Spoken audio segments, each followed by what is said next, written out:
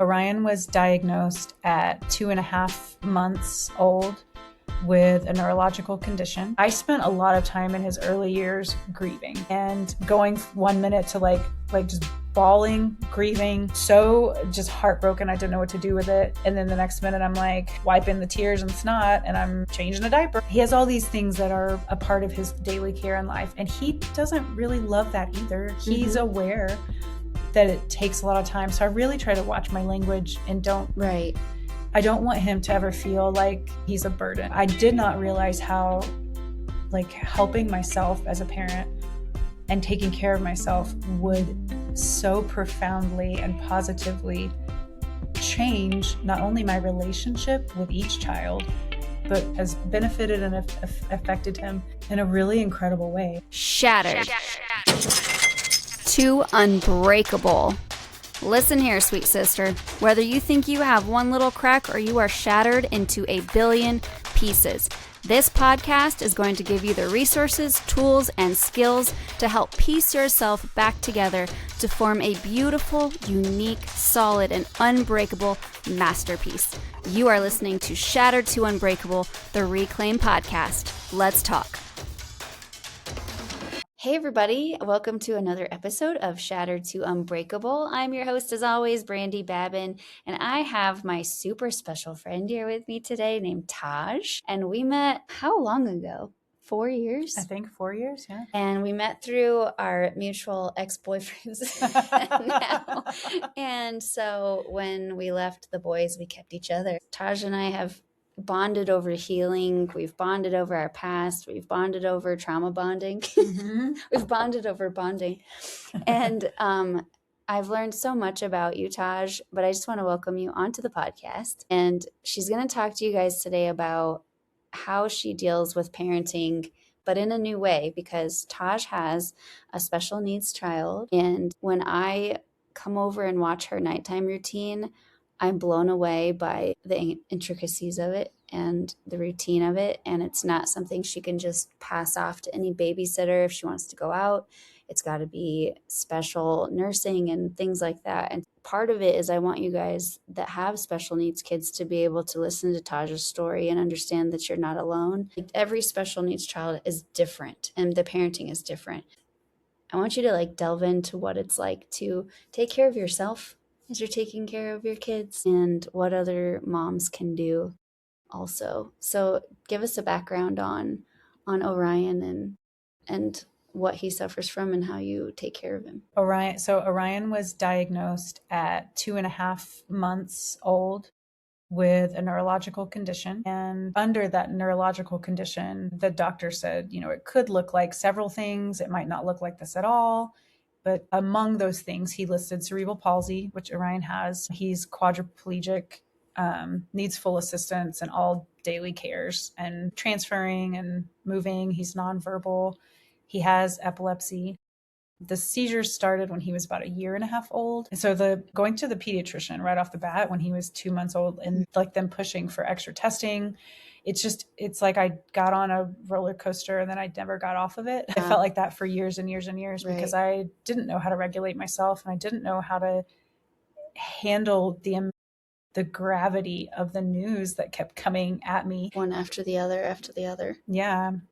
And also, when you have a child who is not typically functioning, you unwittingly already had the expectation that your child would hit these normal milestones for a typically functioning child. Yeah. I had to grieve, that Orion wouldn't, he didn't bring his hands to his mouth. He didn't roll over. He didn't push up. He didn't, pull up to a stand. He did all these very milestones that you just assume. I never thought, I want to have a kid that, plays basketball or is a movie star. Right, I had no, I didn't have any big expectations, but I did think he would walk. And I did think first steps. Yeah. And I thought he would say words. And I thought I spent a lot of time in his early years grieving and going 1 minute to just bawling, grieving, so just heartbroken. I didn't know what to do with it. And then the next minute I'm wiping the tears and snot and I'm changing a diaper and then I'm playing with my kid and I'm engaging and it was I was just in it. I was so far in it. I've always said I would look at it as like I joined a club that I didn't know I was going to join. I didn't ever want to join, but now I'm in this club, and you look around and it's a different knowing, I guess, just a whole different experience for a parent with a child with special needs. And like you said, the special needs is such an array. Yeah, it's such a spectrum. And the challenges I have is different from, the challenges of an autistic child. And there are kids that can walk around and people think they're typically functioning, but they are special needs. And that is a whole nother trickiness. Right. And that's so, yeah, there's a spectrum and an array of experiences that even as a special needs mom, I don't have. But then also there are, there's a whole lot of stuff. Like I've been in the hospital so many times now with my kid. It's learning your way around hospitals and doctors and having a whole team of specialists and just the physical work of maintaining doctor's appointments. Yep. Which reminds me, I'm behind on that. That's a to-do list task I got to get to pretty quick. Mark that. But that's kind of how it goes. I don't know. It's kind of how it goes. But the thing is, I think every parent feels that, they feel like they're behind on things, whether it's they have a business, they have work stuff that they're behind on, they're behind on laundry, all that kind of stuff. It's just, it's in a lot of ways my child is like an infant. And so the care is extreme. Right. But he's also, when I started the more I've learned to be present and to take care of myself, the more I have gotten to know him and have a relationship with him. And that is what makes it magical. I mean, you have a toddler that's going crazy and, they're driving you crazy. It's hard. It's hard to be present. It's hard to be present in all like the trickiness of the chaos of parenthood. And I think that, I don't know, I'm still working through I think some resentment about how like the responsibility it's vast. And like you said, I can't just hand over to a grandparent. I can't just hand over to a babysitter. Yeah. I need nursing skill or someone that I train and that I trust. It's a lot of trust.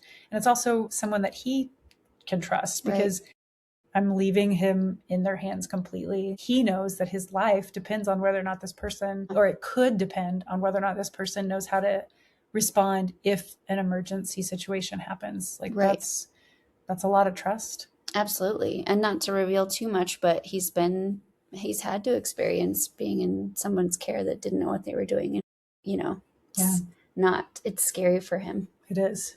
It's very scary for him. I think it's like I'm also trying to be, a parent that's present and can go, hey, my kid with special needs, he has all these things that are a part of his daily care in life. And he doesn't really love that either. He's aware that it takes a lot of time. So I really try to watch my language and I don't want him to ever feel like he's a burden. And I think he's felt that before. And because I think just the way I've expressed about, this or that, like, it's hard, or I'm exhausted, or, but he, I think, takes that on extra because he knows he's extra work. Because how old is he? He's 13. Okay. And because how does he communicate with you? You know so much about how he feels. He communicates, he has an eye gaze device, or an AAC device, which is just a speech device, something that helps them communicate. His speech device is eye gaze operated. So it's like a big tablet. And at the bottom of the tablet, there's an eye gaze device where when his eyes linger, like there's a whole bunch of icon looking buttons. And when he lingers on something, it'll say a word or a phrase. So he can piece together words, piece together sentences. He's also really communicative with his facial expressions. And so if he doesn't have his eye gaze, or even if he does, it's just, he's probably the most comfortable communicating by making eye contact. So I'll say, look at me if you want to watch this show. Okay, look at me if you want to watch this show. And then he makes eye contact when or if it's, if you want to try this food, or if you want to go on a walk, or whatever he's wanting. And then part of it is just knowing him really well and kind of knowing his facial expressions and paying attention to them a lot more. And also just trying to communicate and saying like, man, your face is doing this. Like, you're looking really concerned. Is there something wrong? And then it's a lot about giving him the time, just neurologically giving his brain the time to process, but also he's a 13-year-old kid. He's still trying to figure out, what do I feel? And what do I think? Giving him time to process. So there's like the physical aspect of things. A part of special needs is typically just giving them the time to think about something and not pushing and not asking too many questions in a row.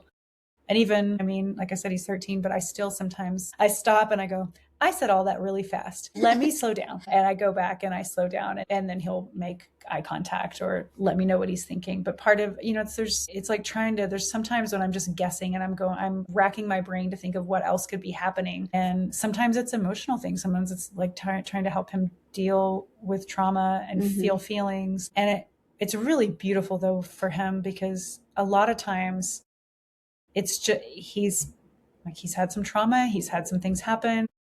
Sometimes something's bothering him and he just wants to shut off. He'll look away from everything. He's going to disengage from if it's therapy, if it's school, whatever he's doing. And so it's coming in and saying like, hey, I'm noticing that you're looking away. You're not wanting to do this. You're not wanting to do speech right now. Is there something bothering you?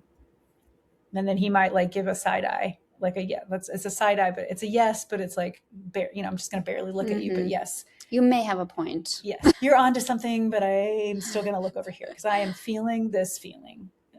I'm frustrated. I'm mad. You ignore it. You didn't get what I wanted or something. And then it's like, I just remind him, like, remember, it feels really good to say what you're feeling. And it feels really good for somebody to know that. Yeah. And that's universal, right? Absolutely. I mean, and he eventually, if I say, are you frustrated? Are you angry? I start giving him a menu of things.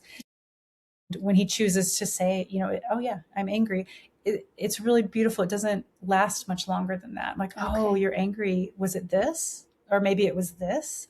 Oh, you're angry because this happened. And then I said this. Of course you're angry at that. That's so frustrating. And it's just like the same parenting that you want to be doing, with yourself and with your other children. Like I have a typically functioning child as well. And it's the same thing that works. It works the same way. Like his emotions are still there. They still get in the way of him wanting to do things. And that's when I learned to be a much more present mom, and I learned to emotionally regulate, and I learned how to take care of myself. And then I could start connecting with him on that level. Like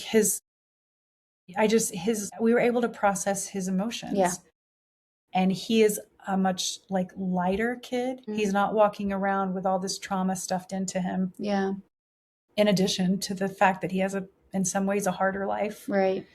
I did not realize how like helping myself as a parent and taking care of myself would so profoundly and positively change not only my relationship with each child, but has benefited and affected him in a really incredible way. And you. I mean, talk about like, because you said regulating your nervous system and taking care of yourself. Like, what does that look like? I know what that looks like because we talk about it, but tell everyone, what does that look like for you? Like to learn to self-regulate, because a lot of us grew up not knowing how because we had timeout. And when you go to timeout as punishment, you don't learn to self-regulate. You learn to hate your parents because they put you in timeout. So how did you learn to self-regulate and to start working on your nervous system? I first started with self-regulating I was having extreme anxiety. Like it was wrecking my life. I stopped sleeping. And guess what? As a parent of special needs kids, you typically don't sleep very much anyway. Like Orion has not always slept through the night. In fact, that's only been recent years just happening. So I was already sleep deprived, but anxiety just shut down my life. And I was trying to claw my way out, and I was wishing someone could do it for me because it's whatever the answer was seemed way too hard for me to do. But I reached out to a friend and we started talking about mindfulness. And so I started meditating like 3 minutes. Yeah. I started real small. I was like, I can do 3 minutes, maybe. But it was so soothing for my anxiety because once I could relax a little bit. And so I basically started practicing mindfulness. And then I started seeing a therapist who did somatic work as well as IFS therapy.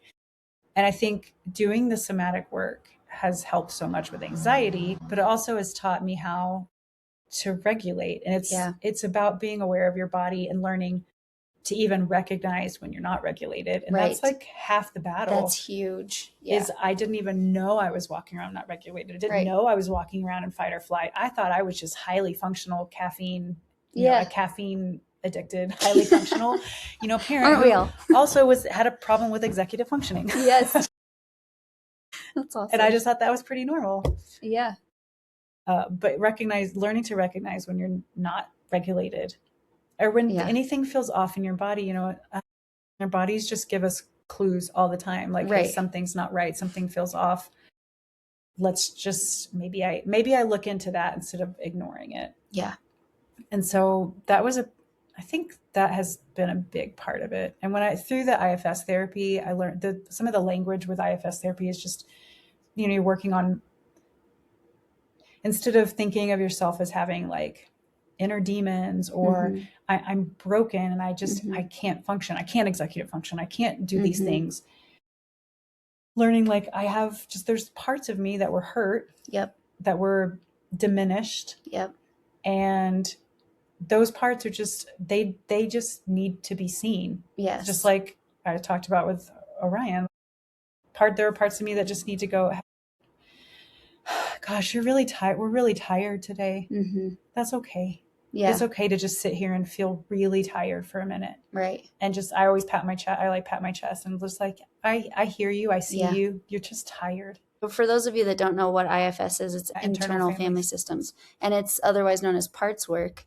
And it's really beautiful, especially if you use it in relationships. If like your husband or boyfriend or whatever is yelling at you because they're mad at something, instead of thinking that the whole person is yelling at you, you see it as a part of him that's mad, that's wounded and mad at something. And then there's another part that really loves you, but it helps you to see that there's just a part that's angry instead of feeling like your whole world is falling apart. And I felt like in a few times in my life working with parts work, which Bree Walta is the one that introduced it to me. She's my relationship coach. You leave someone or you're no longer with someone and you miss them, but you shouldn't miss them because they were not good for you and there was abuse in there. And then you just feel like, God, I'm so weak for wanting for missing him still. It's aggravating.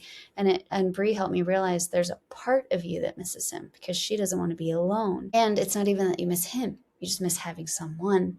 And then there's a part of you that's really glad that you broke up because now you're taking care of your family. And then there's a part of you that is kind of mad at you because they worked really hard on that relationship and put a lot of effort in and now it's over. So I don't know, if you guys haven't tried parts work for self-regulation and just like reflection, it's something to look into. But yeah, internal family systems, if you see a therapist, ask about that. But it's incredible. And somatic work, I think y'all know how much I love that. Just being aware of your body and being aware of the emotions you're feeling and where you feel that in your body. And there's so much tension that can tell a story if you just sit quietly enough for long enough.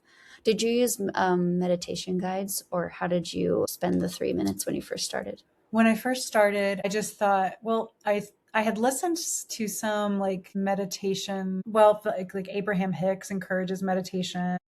I had listened to some things, but I just thought, because I was having such anxiety and I was so disassociated from what was going on in my body, when a meditation guide would start taking you through a breathing technique, I would start panicking because the focusing on your breath and then trying to breathe deep, I just tensed up and I was like, I can't breathe at all now. Like I'm not even breathing. Tight. Yeah. I couldn't even fill up my lungs. And then I was like, it's like not helping. And one thing somatic work does is not, let's try to take a deep breath. It's just notice. Just notice your breath. Just notice what's your breath doing. It's like, oh, maybe I'm just up in my chest a little bit. Am I even breathing at all? Barely. Because a lot of times, there have been lots of times when my therapist said, notice your breath. And I'm like, it's not happening very much at all, actually. Which, she already knows if I'm talking a mile a minute and I'm like, blah, blah, blah. Maybe you should breathe. Yeah. She's like, notice your breath. And I'm like, yeah. So when meditation, like a guided meditation would start with breath, it would just freak me out. And so I just put on some music, something instrumental, not just classical, but maybe something like I did use drumming sometimes. Yeah. You can go on YouTube and just research meditation music and it will give you wordless. There's different frequencies for different, like if you need to focus or if you need to like restfulness. There's cortisol release. Yeah, there's different frequencies. So you can just YouTube like and sometimes they call it bilateral, but like bilateral meditation music for focus, or like when I'm studying, I find one for focus, or if you need to fall asleep, you can find one for sleep and or just meditation. So or mindfulness, you can just search that. Yeah, I like that. That's what I could grab onto, and I would do that for 3 minutes. Okay. Sometimes I do it for 3 minutes. I'm like, oh, I was really, well, for me, I was trying to sleep. Or I was trying to learn how can I sleep? Because every time when I was in the anxiety, the worst of the anxiety, every time I would fall asleep, my body would wake me up in fight or flight.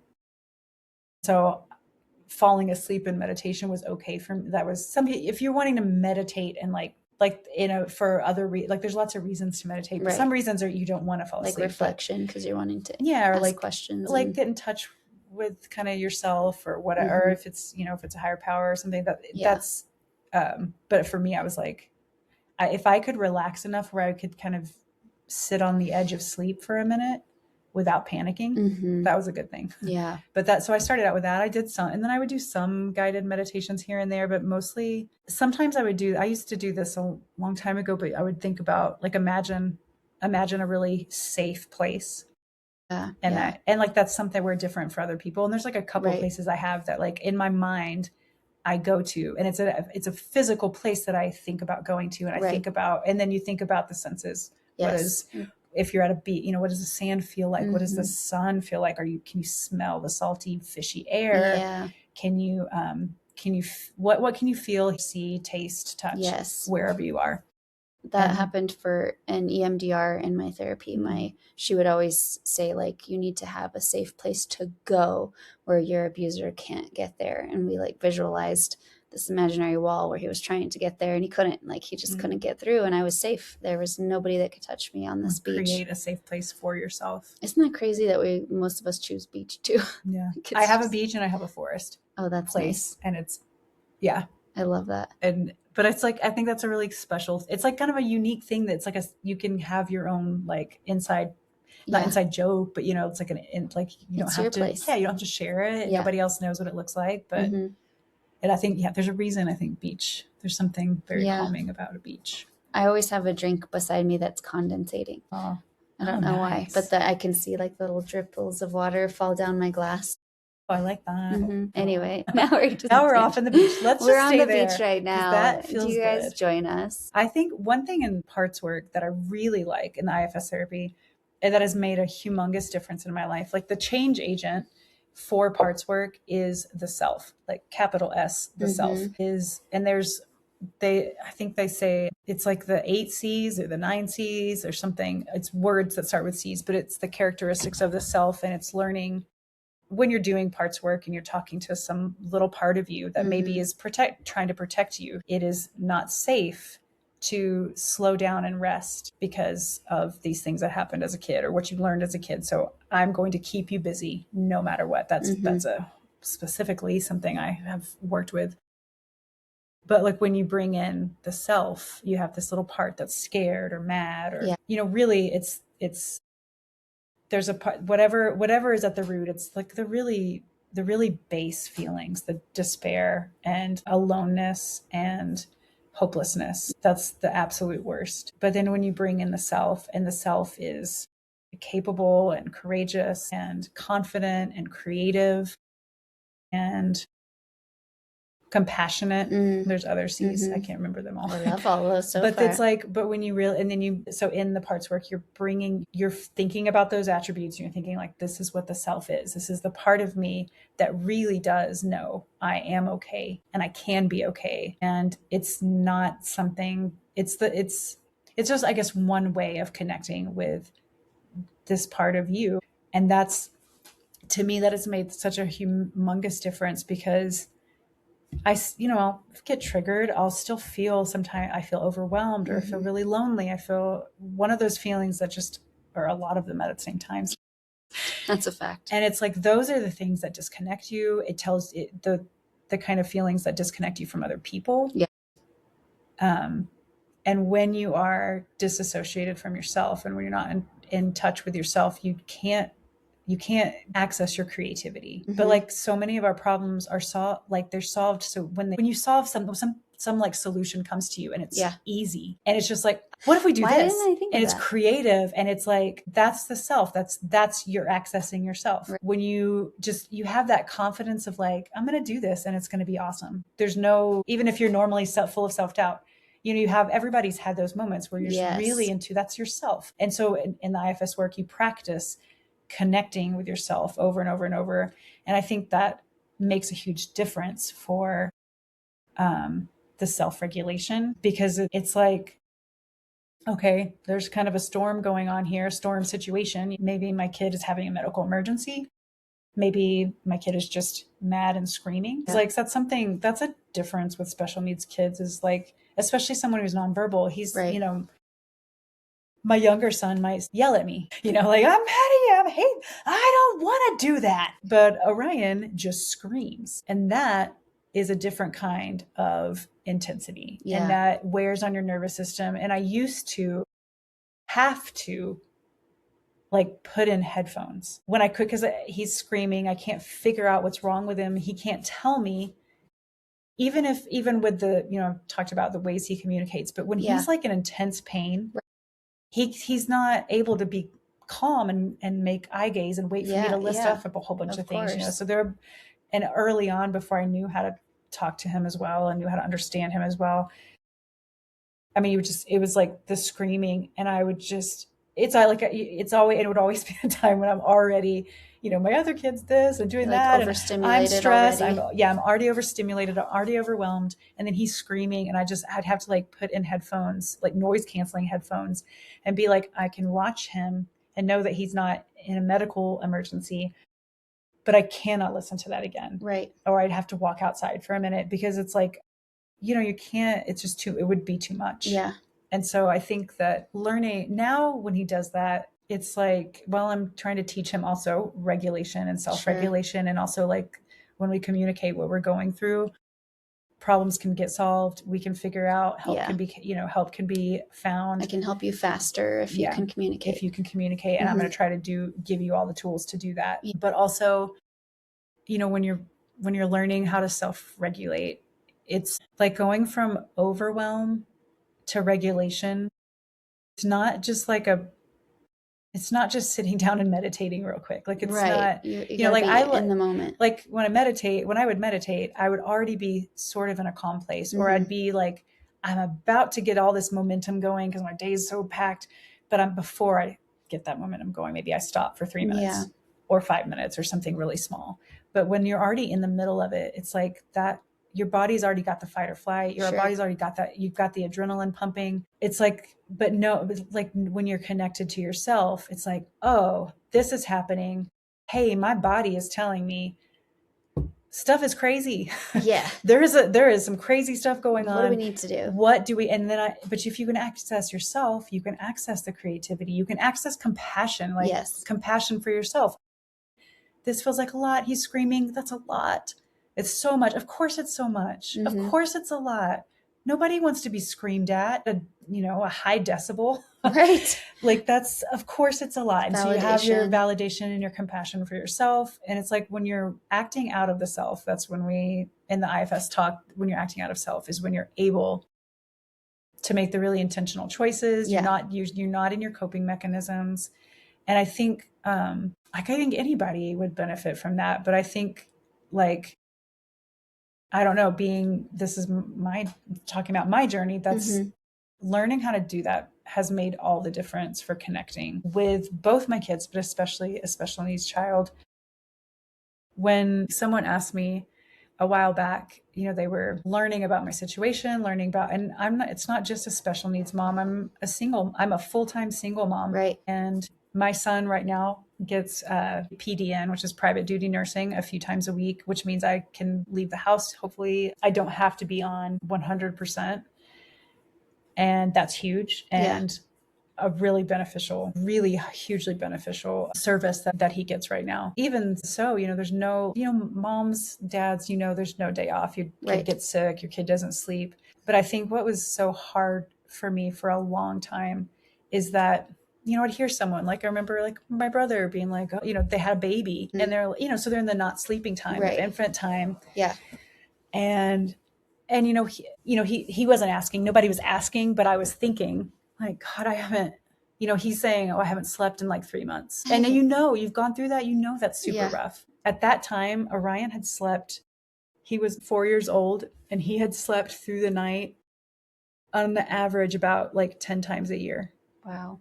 And I was like, we are not the same. And that continues for years and years. Yeah. I was like, this is not just like a 6-9 month period that is going to have some ups and downs depending on the kid and the situation. There's a light at the end of the tunnel. But there's a light at the end of the tunnel. And for me, there was no light. And when you're sleep deprived and you're disconnected from yourself, I didn't know how to help. I didn't even know how to begin to help myself. It was like, it's a struggle to get a shower. It's a struggle to have any time alone. And so not that long ago, someone asked what do I do to take care of myself, especially after becoming a full-time mom.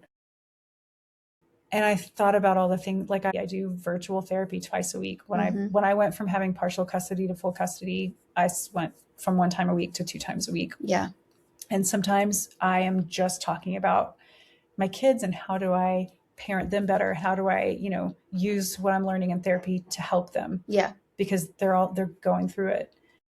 She's there to for support me, you. Yeah. to support me in so many ways. And I think having that is invaluable. Like I said, I really think that somatic therapy, IFS therapy, therapies that do brain spotting. We've been doing some brain spotting. I haven't even told you that. I know you love brain spotting. Yeah. And we've been doing some of that. Super beneficial. Oh.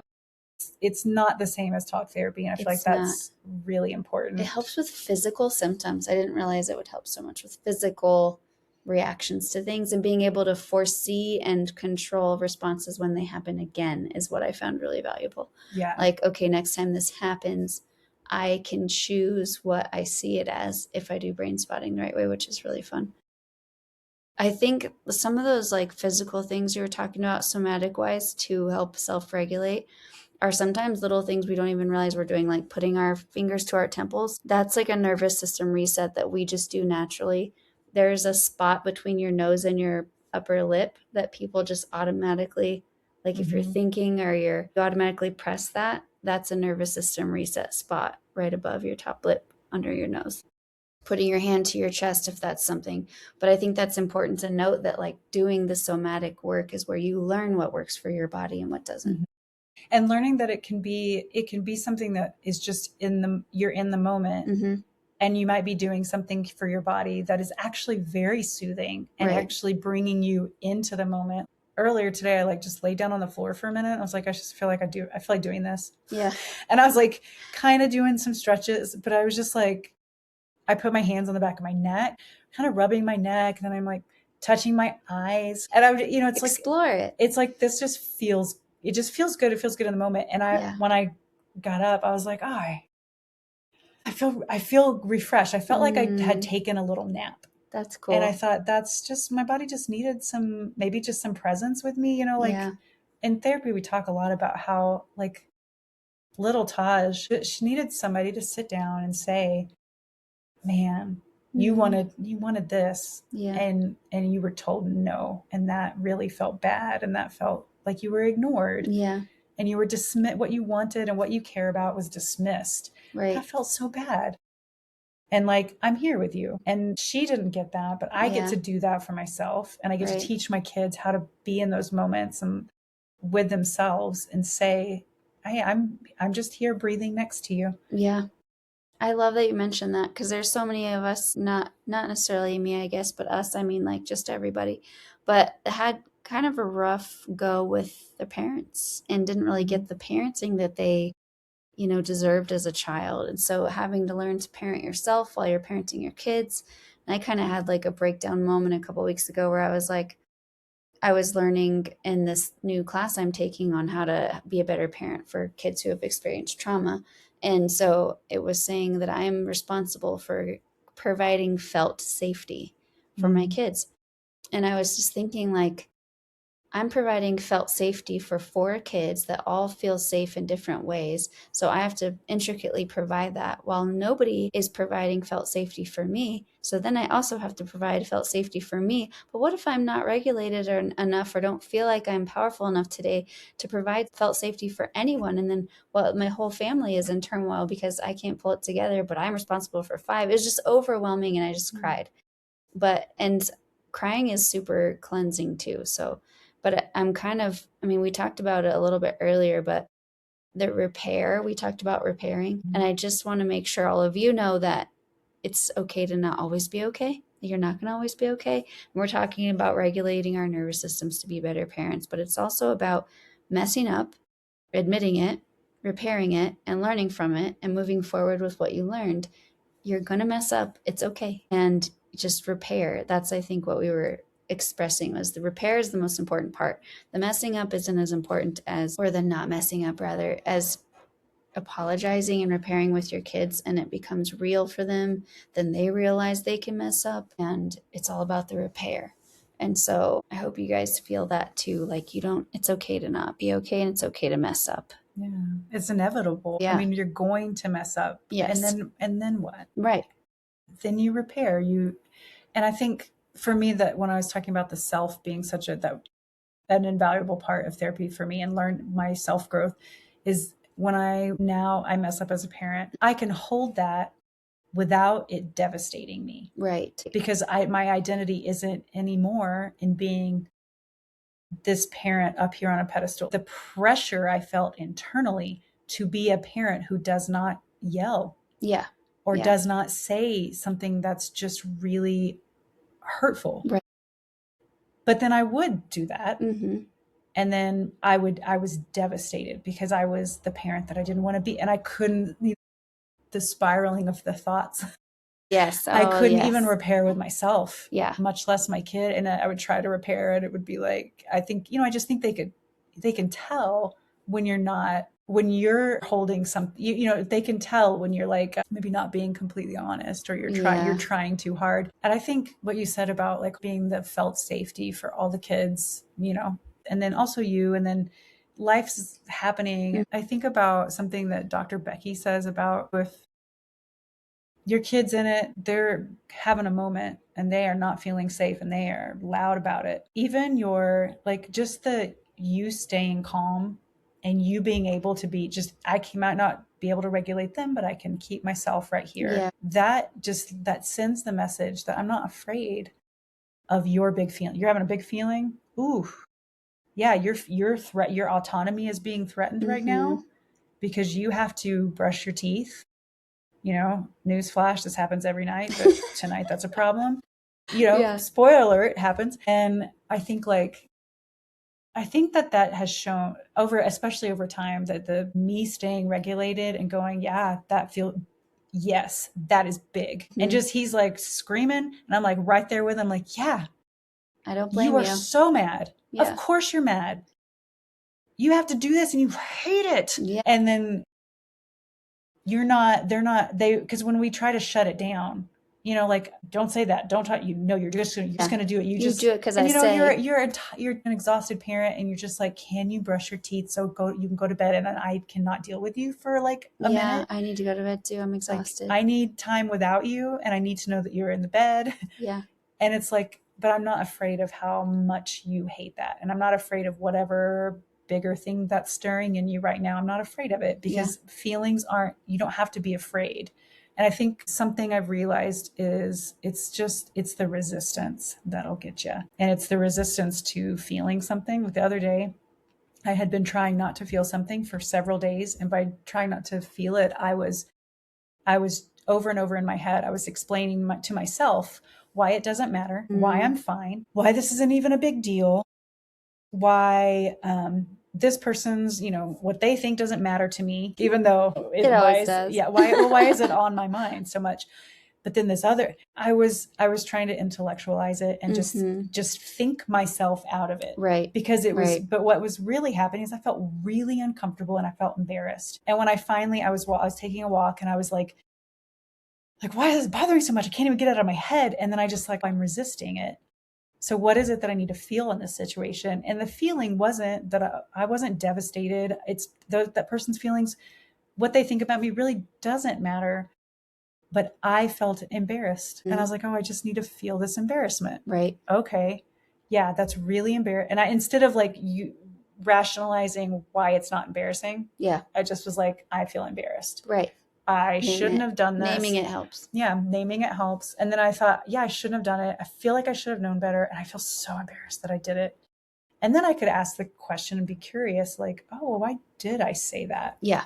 What was going on for me? That's something was going on for me that I did that. I didn't even realize it. And so I can be curious about that and I can acknowledge that. And then as soon as I did that, all the power of that just drifted away. Yeah. And I think I feel like in a large scope, like being a mom with special needs for a long time, I had a lot of resistance to what that meant, being a mom with a kid with special needs. I didn't want to be in the hospital. I didn't want to do doctor stuff. I don't want to. And I was like, I might as well be a kid not wanting to brush my teeth. I don't want to make all the appointments. I don't want to. It's hard. It's stupid.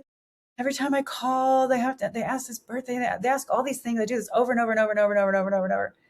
And I don't want to. And I also, some of the bigger topics of like, there are clubs within the special needs club that I don't want to be, I don't want to be stuck in a hospital. I don't want to join the club of grieving parent, but the likelihood of a special needs child having a lower life expectancy than a regular child is really high. And if you know a special needs mom or dad, you don't have to bring that up, but just know that that's probably something that they deal with on a regular basis. And I think that, like when I could finally stop resisting the fact that this is where I am, and I'm allowed to feel resentment.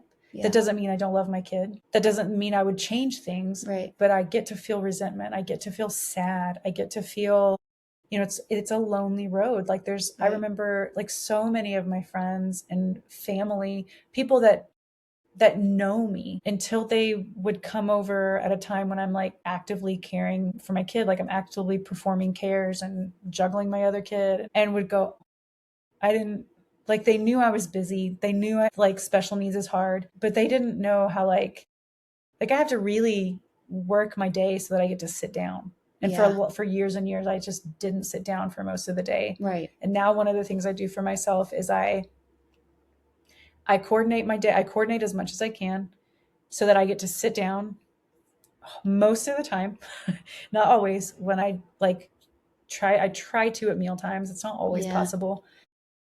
But when I'm like drinking coffee or sitting or eating breakfast, drinking coffee, eating lunch, eating dinner, maybe at least 2 out of the 3. Right. Right.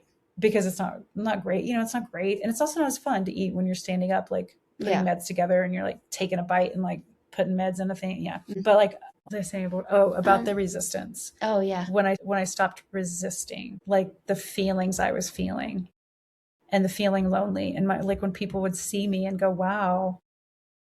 Like I remember a friend, like one of my best friends was just like, had come up and spent some time. And then I was relaying some story back to her later. And I was like, yeah, they just asked me this. I'm like, I don't have time for that. And she was like, you don't have time for that. And she was like, how dare they? You don't have time for that. And the thing is, I knew in that moment, like she saw not just, oh, Tahj is busy. Tahj has this extra thing. But like, no, I have witnessed firsthand, you do not have time to do that. So get out of here. It was like, yeah, I just felt very seen in those moments. And there've been lots of moments. And I think that's what you can do for yourself as a parent, is just like, this is overwhelming. Anyone would be overwhelmed with what I have to do. And I don't need people to feel sorry for me. I don't need the pity, but I do need to just be seen and go, yeah, I do feel that. And some days I don't want to do it. Some days I wish I could. I just would like to wake up and not have any responsibility. Right. Just once. But I don't want the things to happen that would cause me to have no responsibility. I want it to be a lighthearted. I want to wake up and have a lighthearted. Yeah, a little vacay. Yeah. And I think your own resistance to what we're feeling, I think that happens for everybody, because I certainly do in all aspects of my life. But I think I just think it has to do with what you're feeling about yourself. And we were kind of taught in our generation to just tough it out. Just be tough. Just get through it. Yeah, say you're fine. I still, this is really hard for me to like, because how are you? Oh, I'm fine. I'm good. Yeah, I'm fine. We're good. Everything's Right. great. Well, Like and I might have always just worried handled a about- medical crisis Yeah. all by myself, but I'm fine. And I worry about, because a lot of people, when they ask how are you, they really don't want to know how you are. Well, it's They like just you don't want have you the to say time. fine. You don't have Yeah. the time. You're not in the So I'm moment. always like, do I tell you what's really going on? Yeah. Do we have the time for that? Do you even want to know? You kind of have to know which friends are actually asking how are you versus just the greeting how are you. Yeah. Which is interesting. Well, I have kept you past when I promised to, but what is one like parting message that you can give to a mom who is just struggling, exhausted, feels alone, and isn't quite sure what to do to make herself feel more regulated or seen or okay? That's a really good question. I think I would say you don't have to have it all figured out. You don't have to be able to see the whole path. You can just try to figure out what is one thing I can do for myself. And it doesn't have to be profound. It can be laying on the floor and touching your eyeballs. It can be whatever feels good in that moment. Like maybe it's getting in touch with some hobby that you've lost, or finding a new, it's following the curiosity. Do you have a little curiosity about something? Then if your house is a mess, if things aren't, done, like, it's kind of this balance of standards. Like I want my house to be clean. I want to feel good in my place. I don't want to feel like I have all these things looming over my head. Yeah. But I also want to connect with myself. Right. And I think there are lots of ways to do that. Yeah. And I think, like we talked about somatic therapy, we talked about IFS, we talked about, like to write, I like to paint sometimes, I like to color. Sometimes I just dance. Yeah. For a song. Like I'm almost hearing you say, like, pay attention to your little urges. Yeah. Your little yearnings. Like, even if it's just to put on some music, or if it's to scream, just scream, or scream into a pillow, or if it's to have just a weird urge to, like you said, sit down on the floor or rock, or hug yourself, or like just follow your body's little tiny urges and see where that leads you. And I think that, when you're tired and you're overstretched and you feel like if I had heard that someone say that to me several years ago, I would have been like, what are you going to come do my work for me? Are you going to come do something for me to make that time? Like there were times definitely that I thought, I can't. Mm-hmm. And I think that's the part of being overwhelmed and overstimulated. It's this feeling like I can't stop. I don't know how to stop. I can't slow down.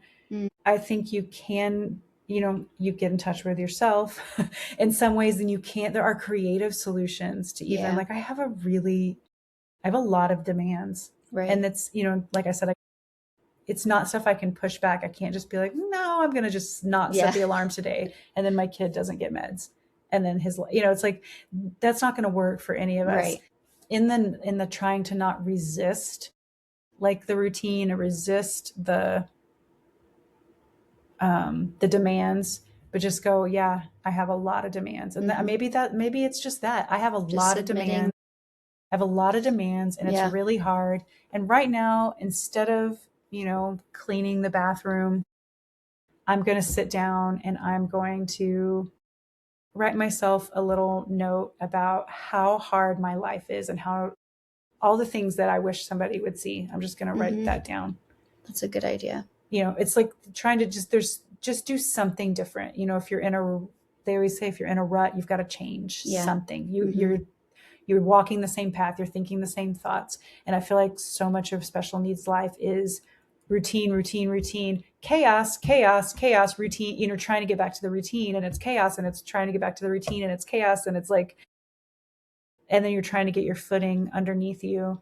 All the while you're feeling guilty, and you're potentially, if you're a mom, you're probably feeling guilty, and you're also probably feeling like, I can't see the light at the end of the tunnel. But the thing is, you carry a light. We carry a light. We have an amazing capacity to guide ourselves, break the rules we've set for ourselves. Right. Like I found even in my very demanding life, I had all these rules for myself. Mm. And when I stopped, I mean, I still, it's still a thing. Yeah. But when I realized like, oh, this is a rule. Who's making this rule? Who made this up? Who said I have to do it this way? Yeah. I don't. And when you start breaking one little rule that you have for yourself that's arbitrary, it's you're gonna find another rule to break, and you're gonna find another page to dog ear. Right. You're gonna find some little something. I've made so many rules in my life that have complicated my life, and I've realized like, why am I doing this? I want to simplify everything. Yeah, we're not alive to be diminished. We're not alive to be controlled. And I think along with feeling really alone as a special needs parent, it's just like, it feels like you get this world of I can't. Mm-hmm. And there is a lot of truth to that. But if you focus on the I can'ts, you will, that's all you will ever see. And so I try to say to myself what I'm feeling I can't, like, oh, I can't do that. Oh, they can do, some parent says something, you're like, oh, that doesn't apply to me. Yeah. I can't do that. I'm like, well, what can I do? Just focus on the things that I get to do. Like I do get to work from home. I get to be in pajamas if I want to. I get to, stop in the middle of the day and like brush my teeth in my own, bathroom. I get to play with my dog. It's like, there's lots of I cans. Yeah. For even a really, really, really hard situation. Right. There's still a lot of I cans. I love that. Do you hear that, everyone? You got to focus on the I can. Well, thank you for being vulnerable and sharing. If you guys have any questions for Tahj, please just message me on any social media platforms and I will hook you guys up. Sometimes it's nice to have a community of people that know what you're going through and just someone to ask questions or bounce things off. I didn't ask her if she's okay with it, but I'll I'm okay with that. She'll answer your questions. So I want you guys to remember to stay sparkly, and we will see you next week. Thanks, Tahj. Thanks for having me. Thanks for hanging out with us today. I just wanted to remind you about the resources we have on the reclaimstrategy.com. That is Reclaim University with free downloads. It's the Reclaim Guidebook, access to Kintsugi classes and events. So go ahead and take a look.